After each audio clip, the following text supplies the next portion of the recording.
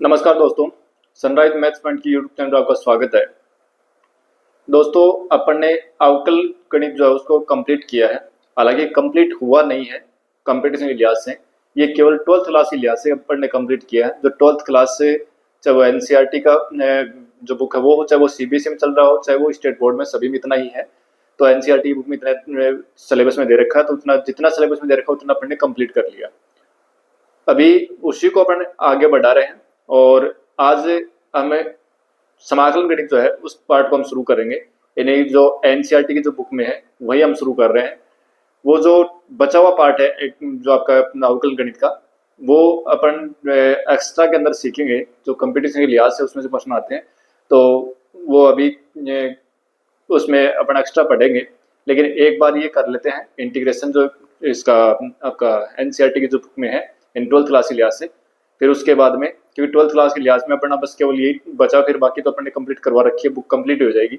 Integration, फिर इसके जो आपके एप्लीकेशन सब वो, और एक डिफरेंशियल इक्वेशन का एक कंसेप्ट और है इसमें छोटा सा, और एक एलपीपी का लीनियर प्रोग्रामिंग का एक चैप्टर है छोटा सा। तो वो बचे हैं, बाकी लगभग कंप्लीट हो रही है अपनी 12th क्लास की। तो 4 चैप्टर अभी बचे हुए इसमें। आज अपन एक महत्वपूर्ण चैप्टर जो है वो शुरू करने वाले हैं, और इसमें से ये मान के चलिए कि पर्सन जो है वो 3 या 4% जो है वो अपने को बोर्ड में देखने को मिलेंगे। 12th क्लास की बुक के अंदर हमें इसमें 3% या 4% देखने को मिलेंगे, और ये मान के चलिए शायद 12 या 13 नंबर के पर्सन इसमें से आएंगे। तो देखो, इसमें दो पढ़ेंगे हम समाकलन, एक तो अनिश्चित समाकलन और एक निश्चित समाकलन। दोनों अपना जो 7th चैप्टर है, एक्सरसाइज 7 है, उसी में दे रखा है टोटल। तो उसमें पहले हम निश्चित समाकलन पढ़ेंगे और फिर हम निश्चित समाकलन पढ़ेंगे। तो देखिए, कंपटीशन के लिहाज से भी काफी महत्वपूर्ण है। इसमें से पर्सन 3-4% जो है वो हर कंपटीशन एग्जाम में आते हैं। अनिश्चित समाकलन से उसमें कम आते हैं, लेकिन निश्चित समाकलन जो है ना वहां से पर्सन ज्यादा आते हैं। तो कंपटीशन के लिहाज से, और इसमें कोई एक्स्ट्रा चीज नहीं है। कंपटीशन में भी वही चीज जो अभी 12th क्लास में जो पढ़ेंगे वही की वही है। हाँ, कुछ टॉपिक है जो पुराने बुक्स में चलते थे वो आजकल इसमें हटा रखे हैं, तो उसमें से पर्सन जरूर आते हैं। तो ज्यादातर पर्सन नहीं में से आते हैं। देखो, सबसे पहले तो देखें कि समाकलन क्या है। समाकलन का अगर हम शाब्दिक अर्थ देखें तो मतलब होता है योग। शाब्दिक अर्थ है इसका योग। जैसे मान लो कि हमें कोई, ये जो इतना बड़ा भाग है और इसका क्षेत्रफल निकालना है, ठीक है। तो हम क्या करेंगे कि इसके छोटे छोटे पार्ट जो है ना, जैसे मान लो कि ये छोटे छोटे पार्ट जो है, इसके कई पार्टों में इसको डिवाइड कर लिया। इसके छोटे छोटे पार्ट थे और उन छोटे छोटे पार्टों को हमने एक क्षेत्रफल निकाल लिया और सभी का योग कर लिया, तो हमें पूरा क्षेत्रफल मिल गया, ठीक है। तो ये छोटे छोटे पार्ट होते हैं ना, उसको बोलते हैं अल्पांश। फिजिक्स में कई जगह काम में आएगा ये। फिजिक्स जो है पढ़ते हैं तो उसमें जगह जगह पर एक काम आता है कि अल्पांश का क्षेत्रफल, अल्पांश की बात होती है। अल्पांश का मतलब छोटा सा जो भाग है ना, इसका क्षेत्रफल निकाल लो, और फिर ऐसे ही जो ये सभी ऐसे ही सारे भाग हैं, सभी का अगर योग करते हैं तो पूरा क्षेत्रफल आ जाएगा, ठीक है। लेकिन हमें कोई नहीं पूछता कि इसका शाब्दिक अर्थ क्या है। मेन जो वो इसकी प्रोसेस क्या है वो है अपने को सीखनी। देखो, हमने अवकलन में क्या सीखा था। कोई फलन था अपना f(x), कोई फंक्शन था, और हमने इसका अवकलन किया, इसका हमने कर दिया अवकलन, और हमें क्या प्राप्त हुआ, अवकलज प्राप्त हुआ। अवकलज प्राप्त हुआ यानी कोई फंक्शन था, उस फंक्शन का हमने किया डिफरेंशिएशन और हमें एक डेरिवेटिव मिला, ठीक है। अब देखो, डेरिवेटिव जो है ना, अगर ये अवकलज है, ये अवकलज है, अगर हम इसका करते हैं समाकलन, इसका करते हैं समाकलन, तो हमें मिलता है समाकल, यानी कि हमें एक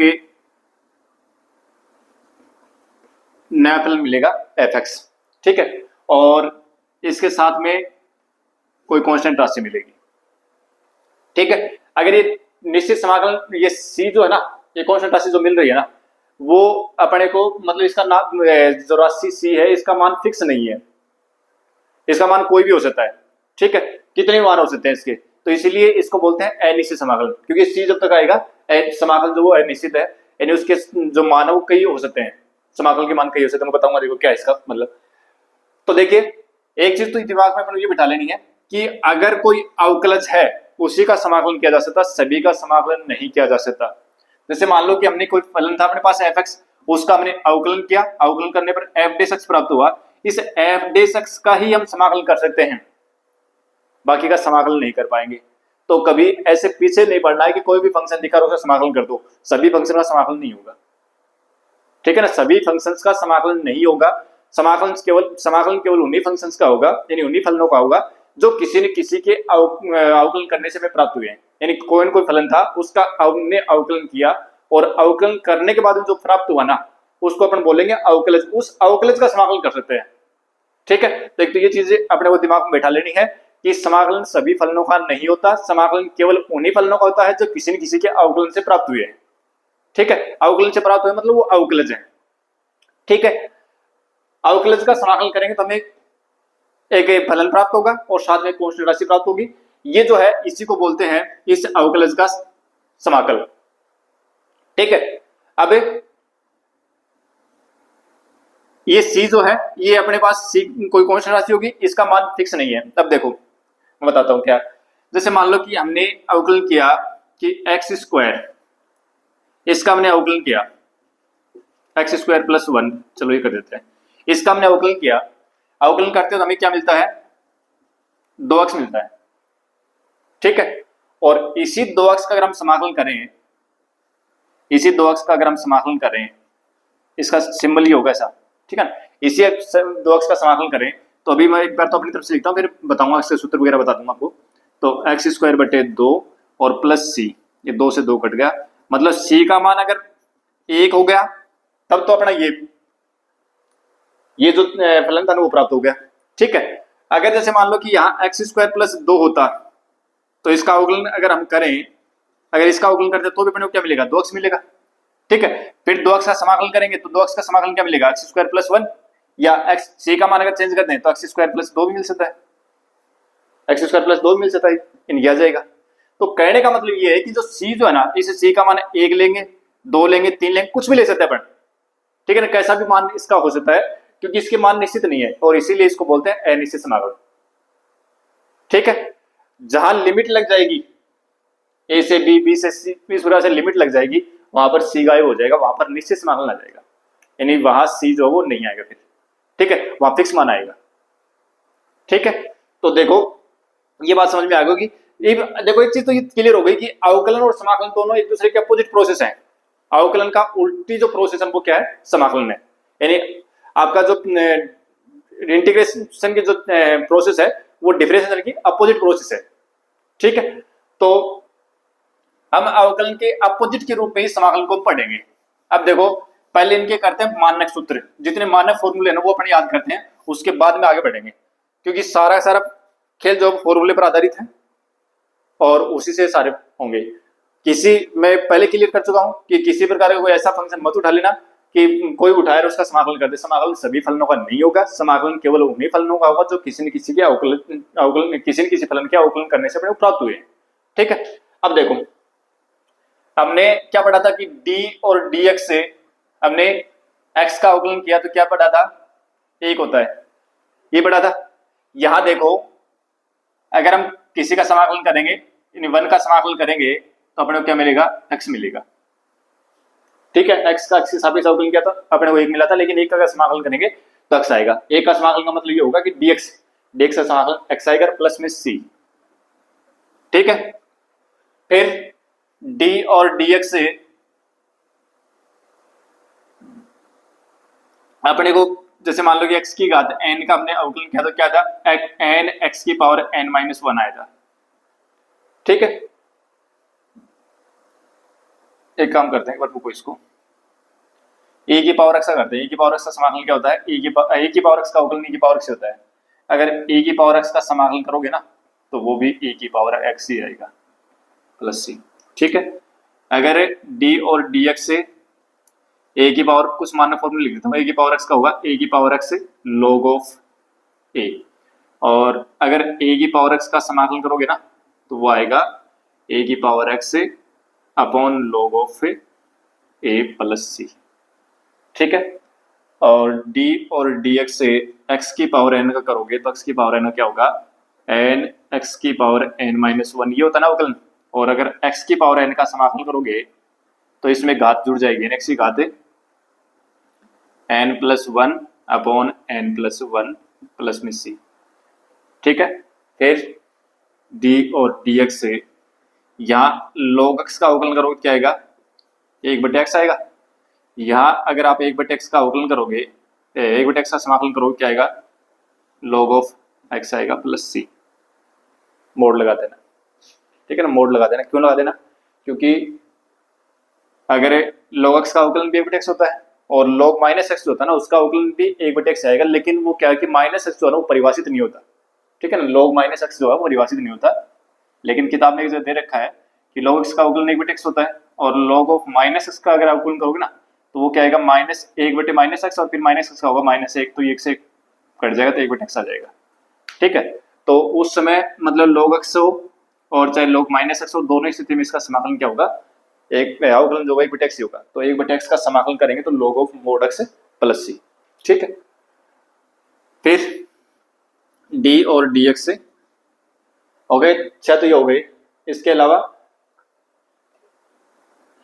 sin x का अगर हम अवकलन करेंगे तो sin x का अवकलन क्या प्राप्त होता है, cos x होता है, ठीक है। यहां अगर हम cos x का समाकलन करेंगे ना तो हमें क्या मिलेगा, sin x मिलेगा, ठीक है।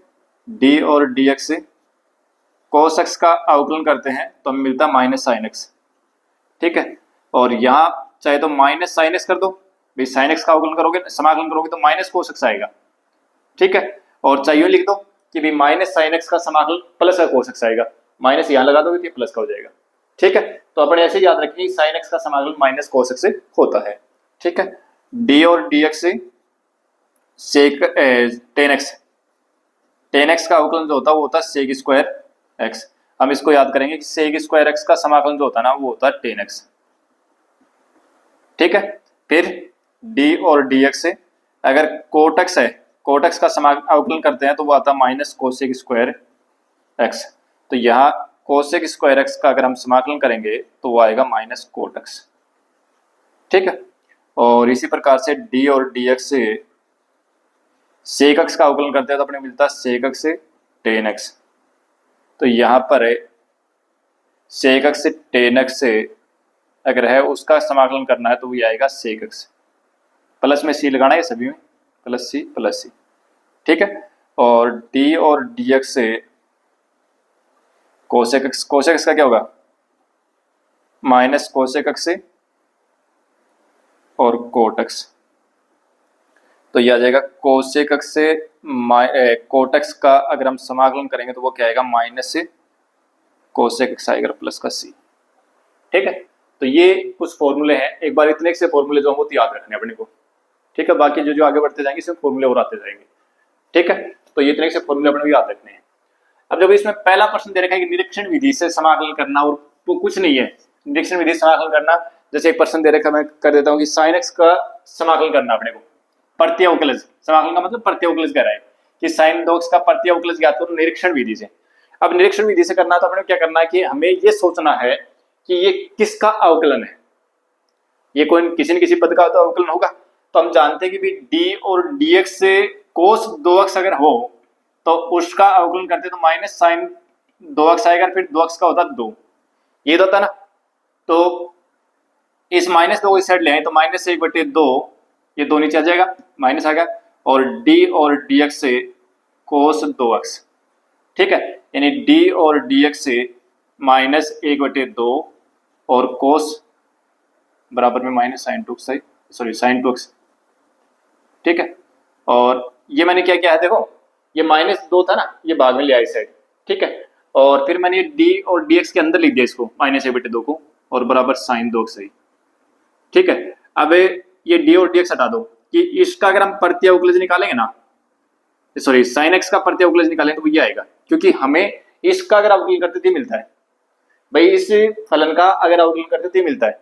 तो यहाँ जो आएगा वो इस फलन का प्रत्यवकलज आएगा, ठीक है। यहाँ इस फलन का अगर हम अवकलज करते हैं तो ये तो अवकलज हो गया, ठीक है। तो इसका ये क्या हो जाएगा, ये इसका ये अवकलज है तो ये क्या होगा, फिर प्रत्यवकलज तो होगा, ठीक है।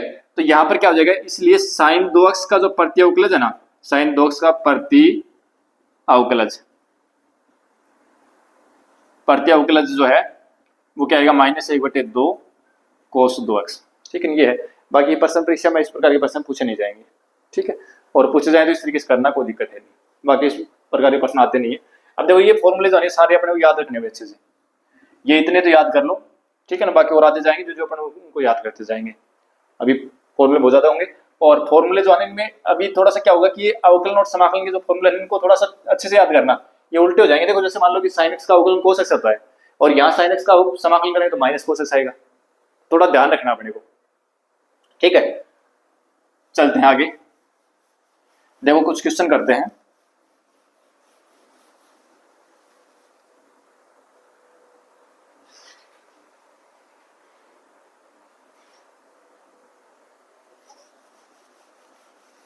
देखो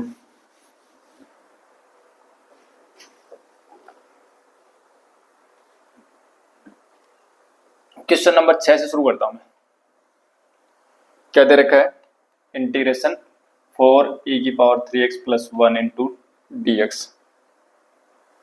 dx, ठीक है, ये निकालना अपने को, कोई दिक्कत नहीं, सीधा सा काम है। प्लस का और माइनस का चिन्ह हो तो सभी का अलग अलग समाकलन कर दिया करो। 4e⁻³ और dx लगा दो + 1 × dx, ये 4 तो कांस्टेंट है, इसको तो बाहर ले लो, और e⁻³ dx + 1 × dx कर दो या 1 dx कर दो, कोई दिक्कत नहीं, उससे कोई फर्क नहीं पड़ेगा इससे, ठीक है। अब देखो 4e⁻³ का अवकलन क्या हुआ, समाकलन क्या हुआ, e⁻x का समाकलन e⁻x होता है, हो गया। अब यहाँ पर थोड़ा ध्यान देना है, ये जो 3x है ना, ऊपर 3x, इसका अवकलन करना है।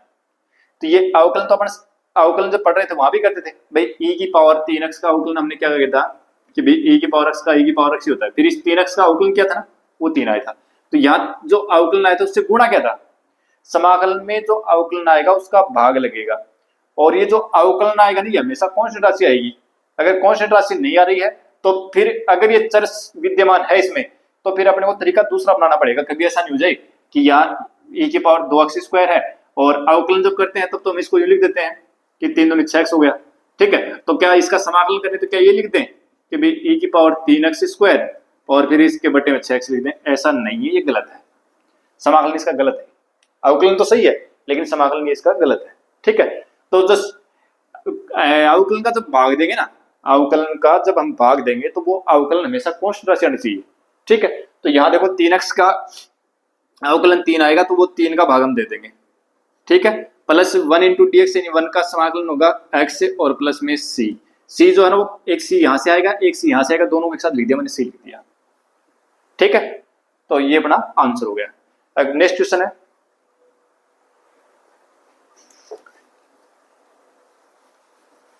देखो 7th क्वेश्चन दे रखा, वो दे रखा अपने को कि x² × 1 - 1/x² × dx, इसका इंटीग्रेशन करना है। देखो करो, x² को अंदर मल्टीप्लाई कर दो, x² और यहाँ x² को मल्टीप्लाई करें तो x² से x² कैंसिल। अब तो कोई दिक्कत आएगी नहीं मेरे साथ, अलग अलग कर दो, -1 × dx।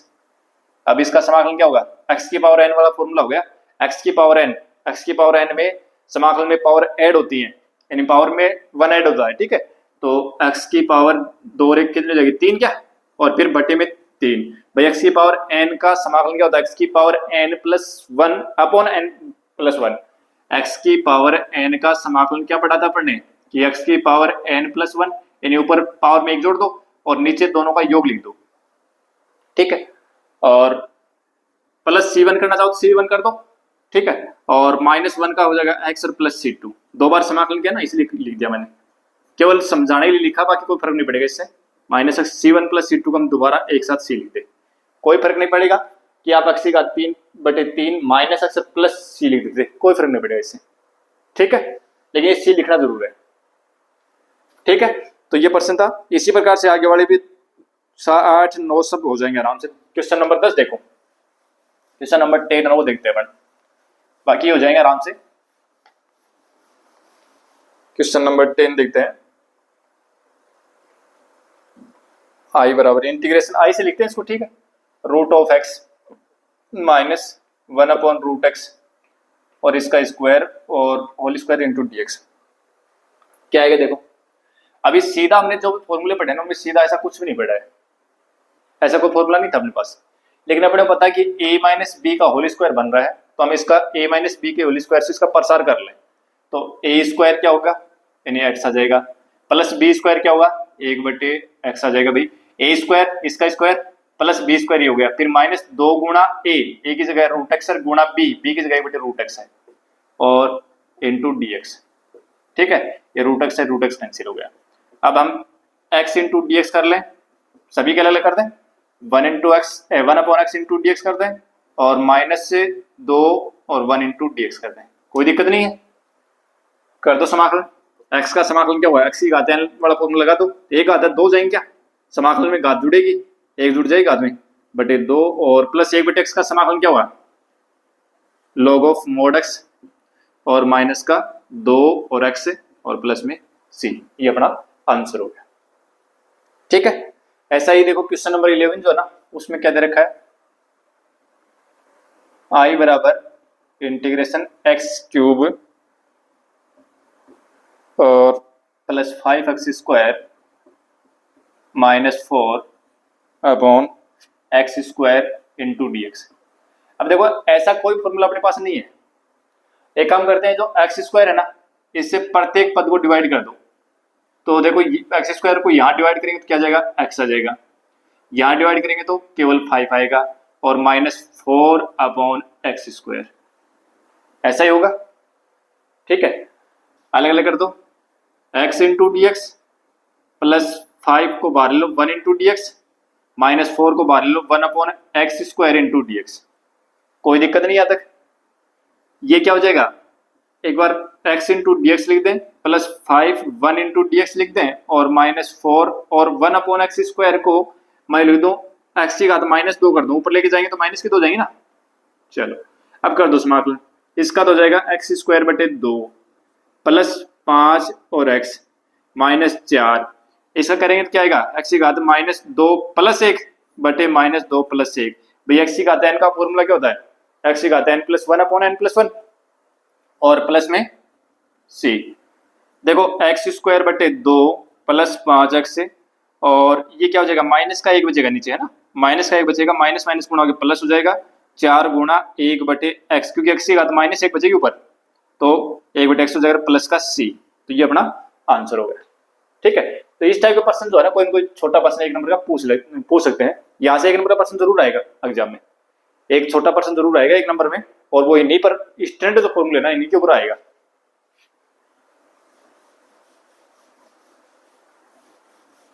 चलो आगे बढ़ते हैं। देखो बिल्कुल ऐसा कैसा ही क्वेश्चन 12 था ना, वो है, उसमें भी रूट एक्स का जो इसमें एक्स स्क्वायर का भाग दिया था ना, यहाँ 11th क्वेश्चन में हमने अलग अलग एक्स स्क्वायर का भाग दिया था सभी जगह, तो यार रूट एक्स का जो है ना वो अलग अलग भाग दे देंगे सभी जगह। ठीक है, तो आशा करता हूँ कर लेंगे आराम से। और अब क्वेश्चन नंबर 13 जो है वो देखते हैं, क्या दे रखा है, आई बराबर इंटीग्रेशन एक्स की घात 3 minus x square plus x और -1 बटे एक्स -1 इंटू डी एक्स। अब देखो उसमें तो नीचे एक ही पद था, भाग देने में आसानी थी, अब यहाँ देखो 2 पदों का व्यंजक अगर भाग देंगे तो थोड़ा सा लंबा बनेगा। ठीक है, तो कहीं ऐसा देख लो कि कहीं ऊपर गुणनखंड तो नहीं हो रहे हैं, अगर ऊपर गुणनखंड हो जाए ना तो फिर हो सकता है कि नीचे वाला कट जाए, क्योंकि ऐसे इस स्थिति में इसका समाकलन नहीं कर पाएंगे अपन। ठीक है, तो देखो एक काम करते हैं, इन दोनों के जोड़े बनाओ, क्या कुछ कॉमन आ रहा है क्या, एक्स स्क्वायर कॉमन आ जाएगा, तो x -1 बच गया, आगे वाले इन दोनों का जोड़ बना लो, इनमें से 1 कॉमन ले लो, क्या बचेगा, x -1 ही बचेगा, और बटे में x -1 into d x, x -1 फिर से कॉमन ले लो, यहाँ क्या बचेगा, एक्स स्क्वायर फिर प्लस का 1 upon x -1 into d x, x -1 से x -1 कैंसिल हो गया, कितना गया, integration x square plus 1 into d x, ये आ गया। इसका समाकलन करोगे कितना आएगा, x की घात 3/3, अलग अलग कर दो दोनों का, x square into d x plus 1 into d x, क्या आएगा, x की घात 3/3 और प्लस एक्स प्लस का c, आंसर होगा बस। ठीक है, तो इस तरीके से इस प्रश्न को करना था अपने को। नेक्स्ट जो 14 क्वेश्चन है ना, उसमें भी कुछ ज्यादा लंबा चौड़ा खेल नहीं है, आई बराबर इंटीग्रेशन 1 - x और इंटू रूट एक्स dx। अब देखो जो अपना क्वेश्चन नंबर 12 था ना, उसमें तो रूट एक्स डिवाइड में था, यहाँ मल्टीप्लाई में आ गया, कोई दिक्कत नहीं है, वहाँ डिवाइड कर दो या मल्टीप्लाई कर दो। तो रूट एक्स को अगर 1 से मल्टीप्लाई करेंगे तो रूट एक्स आएगा, और रूट एक्स को एक्स से मल्टीप्लाई करेंगे तो एक्स की पावर 3/2 हो जाएगी। ये तो होगा भाई, एक्स को रूट एक्स से मल्टीप्लाई करेंगे तो एक्स की पावर 1 तो ये है, आधी ये है, तो आधी और एक मल्टीप्लाई में पावर ऐड होती है, तो हाफ और 1 कितना होगा, 3/2 हो जाएगी। तो इंटीग्रेशन एक्स की पावर 1/2 इंटू डी एक्स और माइनस एक्स की पावर 3/2 इंटू डी एक्स कर दो समाकलन। तो क्या होगा, एक्स की पावर एन में क्या होता है फॉर्मूला, एक्स की पावर एन प्लस 1 क्या upon n plus 1 minus x की पावर 3/2 प्लस 1 अपॉन 3/2 प्लस 1 और प्लस का सी। ये तो जाएगा एक्स की पावर 3/2 और नीचे क्या जाएगा 3/2 क्या, और माइनस एक्स की पावर 5/2 और नीचे क्या जाएगा 5/2 प्लस सी। ये ऊपर चला जाएगा 2/3 एक्स की पावर 3/2 माइनस 2/5 एक्स की पावर 5/2 और प्लस सी आंसर होगा बस। तो इस तरीके से इसका करना है, ठीक है। ऐसा ही क्वेश्चन नंबर 15 है, उसमें भी आराम से हो जाएगा। क्वेश्चन नंबर 16 में कोई दिक्कत नहीं, सीधा सभी का फॉर्मूला बन रहा है सीधा ही, ठीक है। 17 में भी कोई दिक्कत नहीं है। क्वेश्चन नंबर 18 देखो, 17 में भी कोई दिक्कत नहीं है, सभी एक से ही है, सीधे फॉर्मूले बन रहे हैं उनमें। देखो क्वेश्चन नंबर 18 देखो, क्वेश्चन नंबर 18 क्या दे रखा है, क्वेश्चन नंबर 18 आई बराबर इंटीग्रेशन सेक एक्स और sec x plus 10x into d x. अब सीधा इस रूप में हमें समाकलन का कोई फॉर्मूला ध्यान में नहीं है, कोई फॉर्मूला अपने पास आया नहीं था। हमारे पास समाकलन किया था हमने सेक स्क्वायर का समाकलन किया था और हमने सेक एक्स 10x का समाकलन किया था, ठीक है। तो देखो सेक जो सेक एक्स है ना बाहर, इसको अंदर मल्टीप्लाई कर दें तो ये क्या बनेगा, सेक स्क्वायर एक्स बनेगा। भाई सेक एक्स और सेक एक्स गुणा हो गया, सेक स्क्वायर एक्स हो गया प्लस सेक एक्स 10x और इंटू डी एक्स, ठीक है। कर दो इसका समाकलन, क्या आएगा sec square x into d x plus sec x 10x into d x. ये सीधा फॉर्मूला है, सेक स्क्वायर एक्स का समाकलन 10x होता है, और ये भी सीधा फॉर्मूला है, सेक एक्स 10x का समाकलन सेक एक्स होता है और प्लस में सी। हो गया आंसर, बस ये था इसका आंसर, ठीक है। इसी प्रकार से आगे वाला जो फॉर्मूला क्वेश्चन नंबर 19 है, क्वेश्चन नंबर 19 क्या दे रखा है, आई बराबर integration sec square x upon cosec square x d x. अब ये मत देख लेना कि भाई सेक स्क्वायर एक्स का समाकलन होता है, कोसेक स्क्वायर एक्स का समाकलन होता है, ऊपर का ऊपर कर दे नीचे का नीचे कर दे, ऐसा नहीं करना है, ठीक है। अभी अपने को क्या जैसा फॉर्मूला था उस रूप में बना के लेकर आना पड़ेगा। तो देखो सेक एक्स क्या होता है, 1/कोस क्या, तो 1/कोस स्क्वायर एक्स लिख सकते हैं इसको, और कोसेक क्या होता है 1/साइन, तो 1/साइन स्क्वायर एक्स ऐसे लिख सकते हैं इसको। और इस चीज को हम लिख सकते हैं कि 1 2 3 और 4, 1 नंबर और 4 नंबर आपस में मल्टीप्लाई होते हैं ना, तो 1 गुणा साइन स्क्वायर एक्स आ जाएगा, बटे में कोस स्क्वायर एक्स हो गया इंटू डी एक्स। और कोस बटे साइन बटे कोस क्या होता है, टेन होता है क्या, ten square x d x. अरे ten square x d x आ गया, 10x का तो समाकलन हमने देखा ही नहीं था और टेन स्क्वायर का तो बिल्कुल नहीं देखा, तो फिर क्या करें।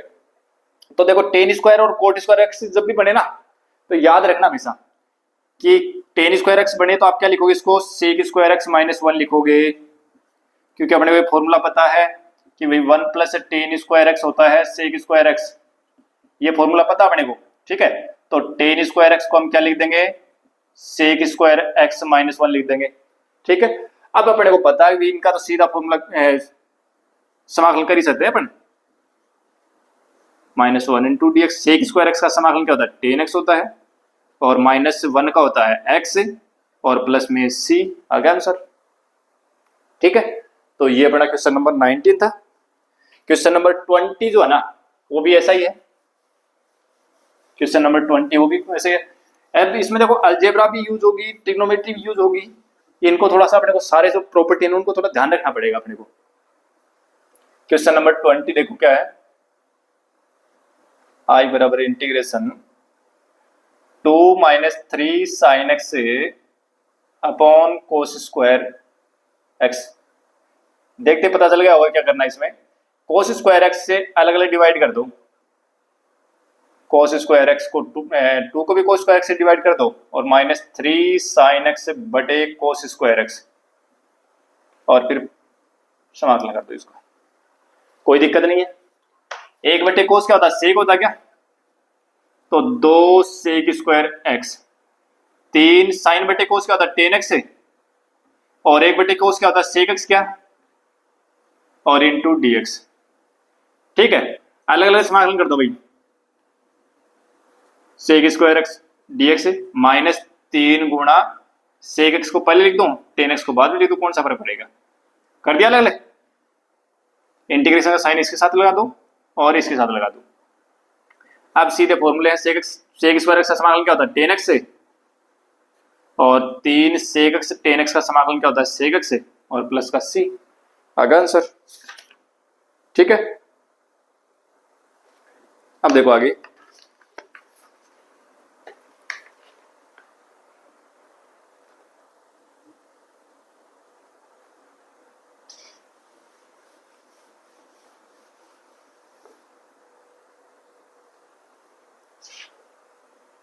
क्वेश्चन नंबर 21 क्या कह रहा है कि रूट एक्स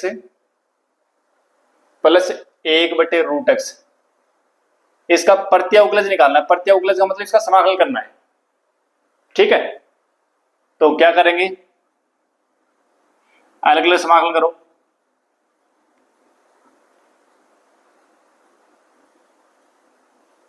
ठीक है, और क्या जाएगा, इसको लिख दें x की घात 1/2 लिख दें, क्या दिक्कत है।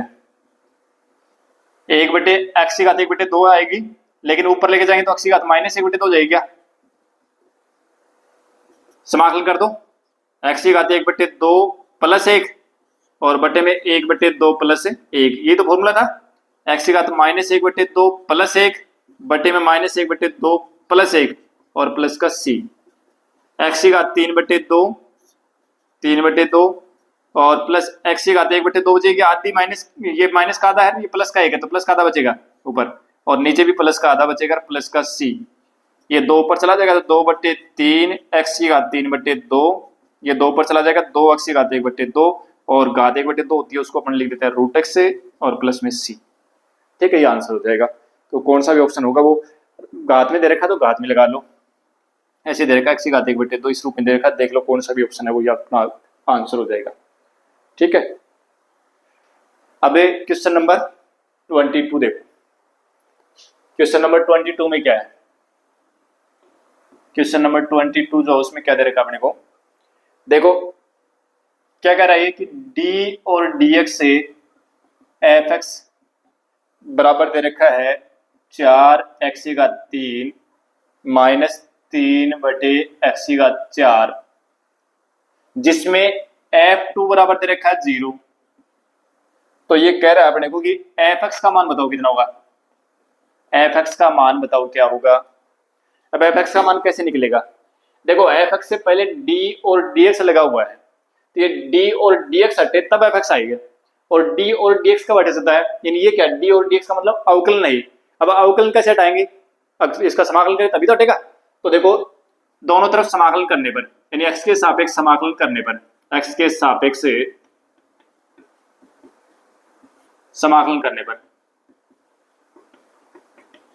समाकलन करेंगे तो अवकलन का समाकलन, जो अवकलन है समाकलन करने का अवकलन हट जाएगा, सीधा क्या आ जाएगा, fx आ जाएगा, बराबर इंटीग्रेशन 4x की घात 3 -3/x की घात 4 इंटू dx।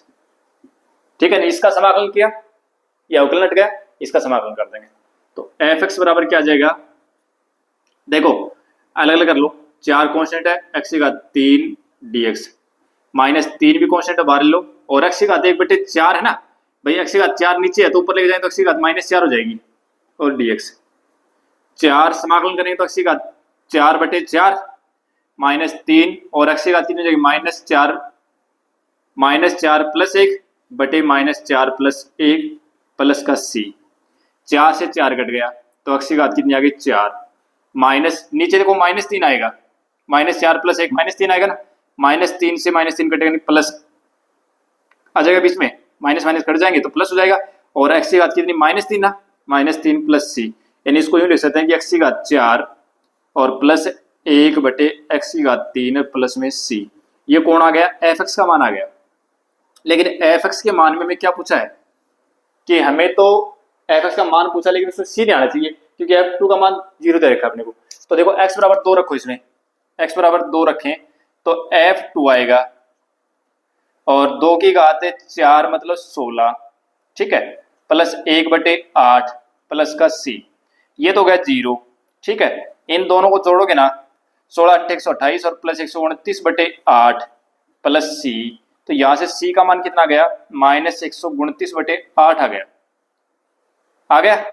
अतः है एफ एक्स का मान पूछा था ना अपने को, अतः है एफ एक्स बराबर कितना हो जाएगा, एक्स की घात 4 प्लस 1 बटे एक्स की घात 3 और सी का मान कितना है 129 बटे 8, -129 बटे 8, बस ये अपना आंसर हो गया, ठीक है। तो ये थी अपनी एक्सरसाइज 7.1 जो अपन ने कंप्लीट कर ली है और आशा करता हूं कि ये चैप्टर आपको समझ में आया होगा।